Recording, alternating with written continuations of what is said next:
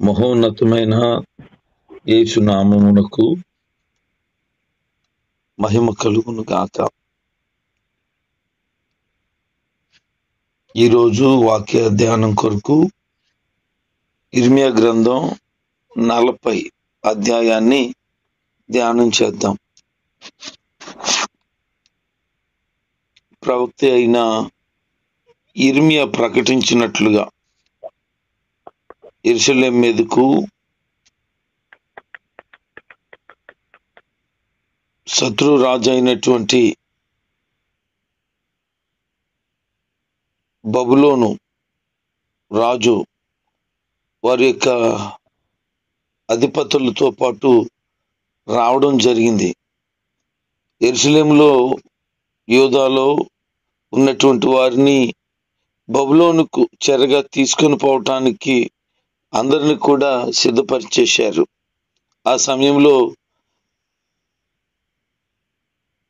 రాజదేహ సంరక్షకుడైనటువంటి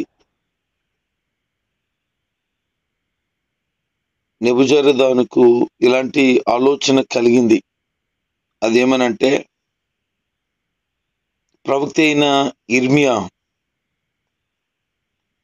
అతను చెప్పిన మాట ప్రకారంగానే యెరూషలేము మీదకు వారు దండెత్తి వచ్చారని, ఈ ప్రజలను చెరగొని తీసుకుని వెళ్ళిపోతున్నారని అతనుకు అర్థమైంది.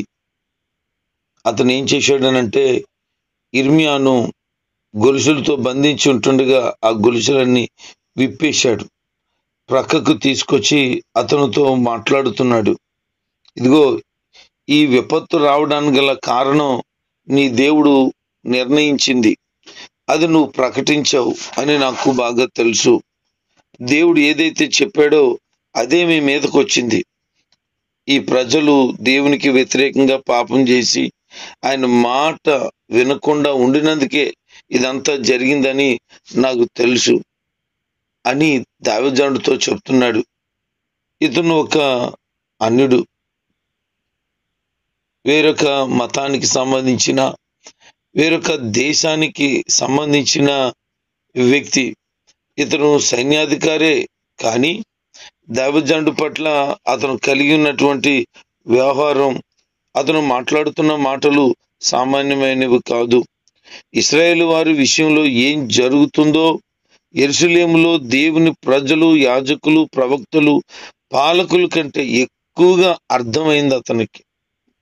అంటే దైవజనుడు యొక్క ఆ విలువైన మాటలు అక్కడున్నటువంటి యాజకులకి, ప్రవక్తలకి అర్థం కాలేదు. కానీ పొరుగు ప్రాంతం వాడైనా, పొరుగు మతం వాడైనా, దూర ప్రాంతం నుంచి వచ్చిన వాడైనటువంటి ఇతనికి అర్థం అవడం నిజంగా చాలా ఆశ్చర్యం. దేవుని నిజమైన ప్రవక్త అని, అతడు ఇశ్రాయేలులందరికంటే ఎన్నో రెట్లు దయగా, గౌరవంగా దైవజనుని చూశాడు. అసలు అతనికి సంబంధం లేని వ్యక్తి అని ఏమాత్రం అతను అనుకోవటం లేదు. ఆ దైవజనుడు చెప్పినట్లుగా జరిగింది. ఇతను నిజంగా దేవుని సేవకుడు అని గుర్తించాడు. అతనిని ఎంతో గౌరవించాడు. అతనితో చాలా మంచిగా వ్యవహరిస్తూ ఉన్నాడు. ఈ రోజున కొద్ది మందికి దైవజనుడి యొక్క విలువ తెలీదు. కొద్ది మందికి కాదండి, ఎక్కువ మందికి తెలీదు. ఒక దినాన్న దయ్యం పట్టుకున్న వారిని తీసుకొచ్చారు.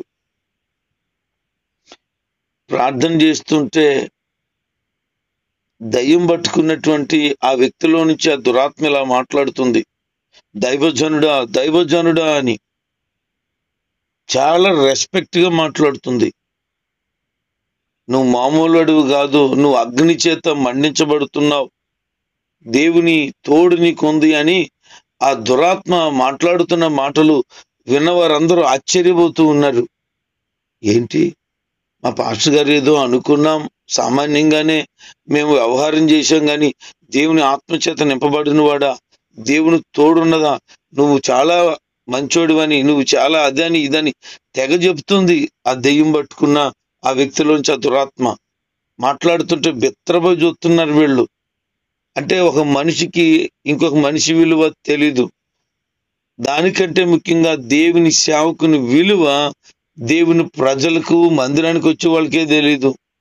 కానీ ఎవరికి తెలుసు అంటే దురాత్మకు తెలుసు. ఇక్కడ ఉన్నటువంటి ఇశ్రాయేలులు గాని యూదా ప్రజలు గాని దైవజనుడు అనేటువంటి యిర్మీయాను పట్టించుకోలేదు. యిర్మీయాను పెద్ద కాదు, అసలు లెక్క చేయలేదు. అతను చెప్పిన మాటలన్నీ తీసి పారేశారు. అలాగే చెప్తాడు, పని పట్ల లేక అని భావించారు. కానీ దూర ప్రాంతం నుంచి వచ్చిన శత్రువు అతనికి అర్థమైంది, ఈయన దైవజనుడు, ఈయనలో దేవుని ప్రభావము ఉన్నది అని. ఒక అతను వాళ్ళ అబ్బాయికి పెళ్లి చేయాల్సి ఉంది మన చర్చిలోనే. అతను ఎలాగన్నాడు, తన కుమారుడు నాకంటే వయసులో 11 నెలల పెద్దోడు. అతను ఏమన్నాడంటే, నా కొడుకు నీకంటే పెద్దోడు గనక నా కొడుకుని దీవించడానికి నువ్వు సరిపోవు అన్నాడు. నా కొడుకు పెళ్లి చేయడానికి సరిపోవు అన్నాడు. నేనన్నాను, నేను దైవజనుణ్ణి, నాకంటే పెద్దోడైనా నాకంటే చిన్నోడైనా నా చేతులతో నేను దీవిస్తే ఆ దీవెన కలుగుతుంది అన్నాను. అతను అంటాడు, నీకంటే పెద్దోడికి నువ్వు ఎలా పెళ్లి చేస్తావు అన్నాడు. నాకంటే పెద్దోడైతే పెళ్లి చేయకూడదా అంటే, అతను మనసు ఎలాంటిది అని అంటే పెద్దోడై ఉండాలి అని. వయసులో పెద్ద రకం ఉన్నంత మాత్రాన పెద్ద కాదు.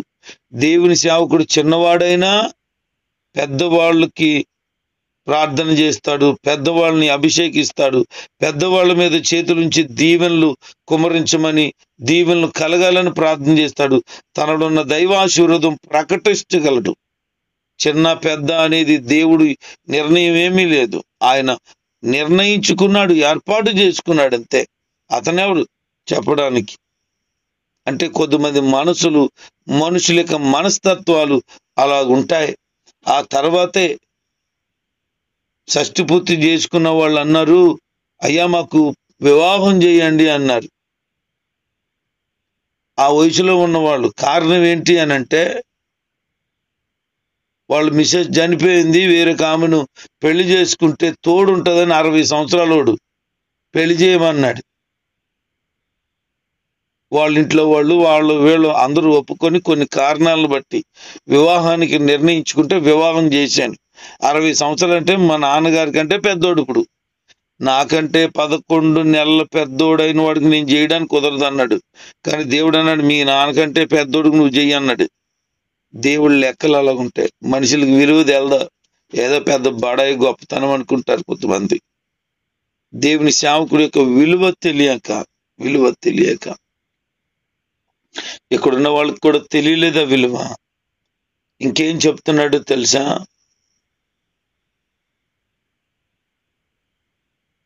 నువ్వు నాతో పాటు ఒకవేళ బబులోనికి వచ్చేద్దామనంటే రండి, ఒకవేళ రాకూడదు అనుకుంటే ఉండండి, కానీ వస్తానంటే మాత్రం నేను చాలా భద్రంగా కాపాడుకుంటాను నిన్ను.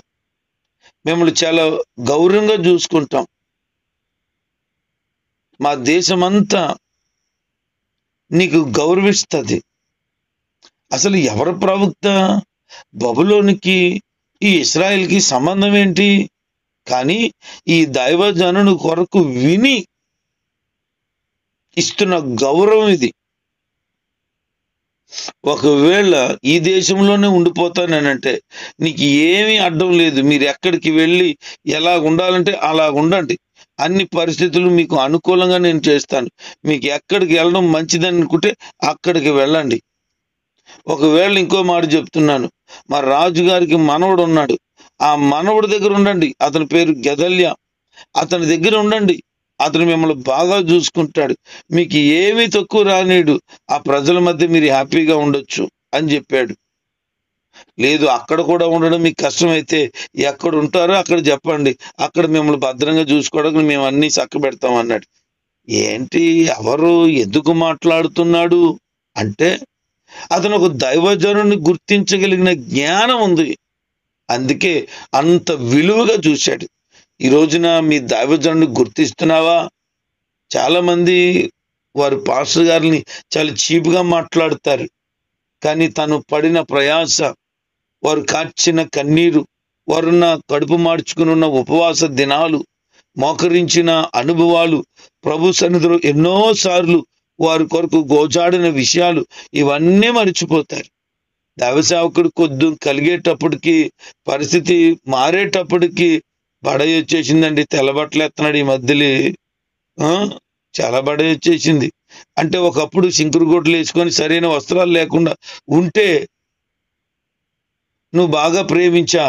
ఇప్పుడు ఒక అతను అంటున్నాడట, మన విశ్వాసతో,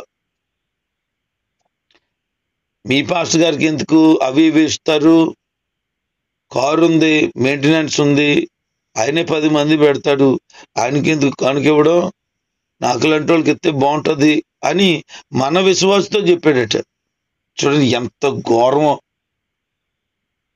ఆమె వెంటనే చెప్పిందట, ఇక ఎప్పుడు మా ఇంటికి రాకండి అని చెప్పిందంట. మొన్న వారంలోనే ఆ బిడ్డ చెప్తుంది, అయ్యగారు మీ గురించి ఇలా చెప్పాడండి పలానా అతను అని. ఎంత బాధ అనిపించిందంటే, అతనికి ప్రతి నెల సహాయం పంపించి, ఎప్పుడైనా కష్టమైతే వెళ్ళి పరామర్శించి అతనికి సహాయం చేసిన వ్యక్తిని నేను. అలాంటి వ్యక్తి సంఘానికి వచ్చే బిడ్డతో, మీ అయ్యగారికి ఏంటి ఏం తక్కువ, అన్నీ ఉన్నాయి, ఆయనకు అవసరం లేదు, అలాంటి వాళ్ళకి ఎందుకు సాయం చేయడం, అలాంటి వాళ్ళకి ఎందుకు కానుక ఇవ్వడం అంటాడా? అసలు అతనికి బుద్ధి ఉందా? అంటే తోటి సేవకుడే ఇంకొక సేవకుడికి వ్యతిరేకమైన పరిస్థితులు ఉన్న దినాల్లో మనం ఉన్నాం. వారిని బలపరిచి ప్రోత్సహించి నమ్మకంగా ఉండు అని చెప్పాల్సిన దానికి బదులుగా నేను అన్నాను, అయినా అతను మీ ఇంటికి ఎందుకు వచ్చాడమ్మా అంటే, లేదండి ఆ పక్కనే వాళ్ళకి తెలిసిన వాళ్ళు ఉన్నారు, అక్కడికి వస్తాడు తరచు, వచ్చిన ప్రతి పర్యాయం వచ్చాడు మా దగ్గరికి. మరి నువ్వేం చేసావు?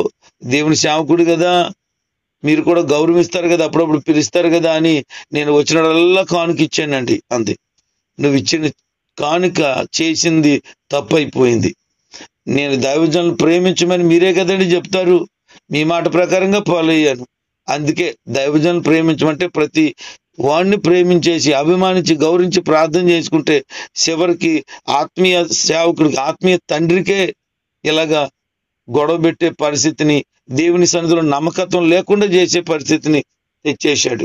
కనుక జాగ్రత్తగా ఉండాలన్న అన్నాను. అయ్యగారు రావద్దని చెప్పానండి మీ గురించి ఇలా మాట్లాడినప్పుడు అని.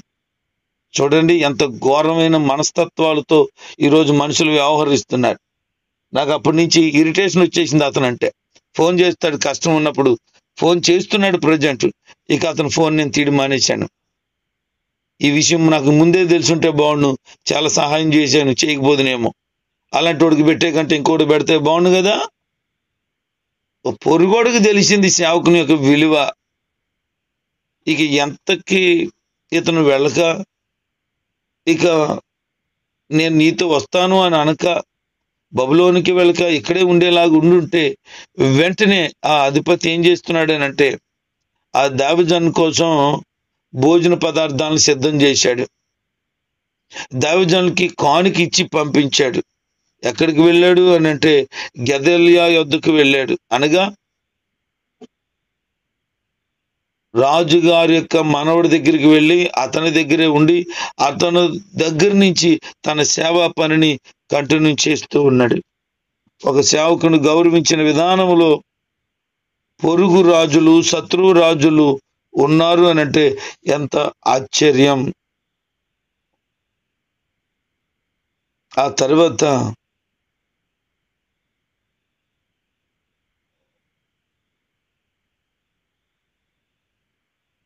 వారి గురించిన బాధ్యత, దావిజండు గురించిన అభిమానం ఎక్కడి నుంచి వచ్చింది అని మనం ఆలోచన చేస్తే, ఈ యొక్క గెదల్య తండ్రి అయినటువంటి అహీకాం తను కూడా ఇర్మియా దైవజండు పట్ల ఎంతో ప్రేమను చూపించినట్లుగా మనకు కనపడుతుంది.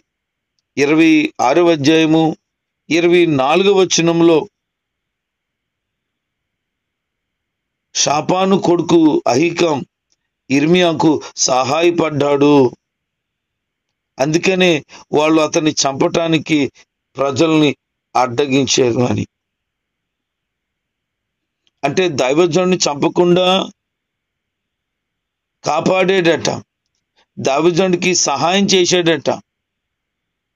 దైవజనుడు వాక్యం చెప్తున్నప్పుడు తనతో ఉన్న ప్రజలే తనని చంపేయాలని ఆలోచన చేశారు. ఎందుకంటే దేవుడు చెప్పిన మాట ప్రకారంగా యెరూషలేము నాశనం అయిపోతుందని చెప్పినప్పుడు చంపాలని చూశారు. అందుకనే అలాంటి గొప్ప దైవజనుడిని చంపనిస్తారా? దేవుడు ఒప్పుకుంటాడా? అందుకని పొరుగు రాజుని ప్రేరేపించాడు. అంటే తన తండ్రికి ఉన్న స్వభావము, తన తాతకున్న స్వభావము గెదల్యాకు కూడా ఉండడం ఆశ్చర్యం. అంటే వారికి సంబంధం లేని వారైనను దైవజనుల పట్ల వారు కలిగి ఉన్నటువంటి ప్రేమ, ఆప్యాయత ఈ అధ్యాయంలో ఎంతో మనం చూడగలుగుతాం. దేవుడు తన సేవకుని ఎప్పుడు విడిచిపెట్టలేదని మనం అర్థం చేసుకోగలం. తన సేవకుడి పట్ల కలిగి ఉన్నటువంటి అపారమైన ప్రణాళికను కూడా మనం గుర్తించగలం. ఎక్కడికి వెళ్ళినా అవమానాలు, నిందలు, వ్యతిరేకతలు, గోతులో వేసేయడాలు, గొలుసులతో బంధించడాలు జరిగిన దేవుడు ఎప్పటికప్పుడు తన సేవకుని కాపాడుతూనే ఉన్నాడు, భద్రపరుస్తూనే ఉన్నాడు, మరణము నుంచి తప్పిస్తూనే ఉన్నాడు. మంచి హృదయం అహికాంకు ఉంది, తన కుమారుడైన గెదల్యాకు కూడా ఉంది, తన తండ్రి దగ్గర పని చేసేటువంటి రాజు దేహ సంరక్షకులు అధిపతికి కూడా ఉంది. ఈ రోజున దేవుని బిడ్డగా దైవజనుడి పట్ల నీకు ఎలాంటి అభిప్రాయం ఉంది? మీ ఆత్మీయ దైవజనుడు, ఆత్మీయ తండ్రి పట్ల ఎలాంటి మనసుతో నువ్వు ఉన్నావు? స్వభావం చెడిపోయిందా నీది? లేకపోతే దైవికమైన గుణగణాలతో చూడగలుగుతున్నావా? భక్తిని కలిగి ఉన్నావా? మర్యాదపూర్వకంగా మాట్లాడుతున్నావా? తండ్రి అనే అభిప్రాయంతో సాగుతున్నావా? దేవుని సన్నిధిలో దైవజనుడికి విధేయత చూపించి చక్కగా మెలుగుతున్నావా? అలా ఉండాలని కోరుకుంటున్నాడు దేవుడే.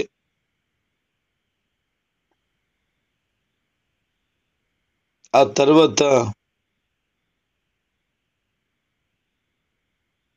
కల్దీలు ఎదుట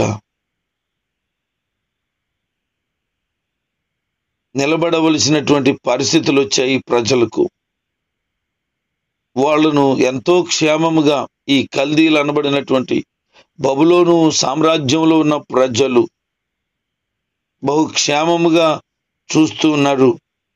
యూదా జనాంగాన్ని, మిగిలిపోయినటువంటి ప్రజల పట్ల ఆలోచనలను వారు చాలా ఎక్కువే కలిగి ఉన్నారు. వారికి కావలసిన వాటిని సమకూర్చారు. వారిని చాలా భద్రంగా చూడటానికి ప్రయత్నం చేస్తున్నారు.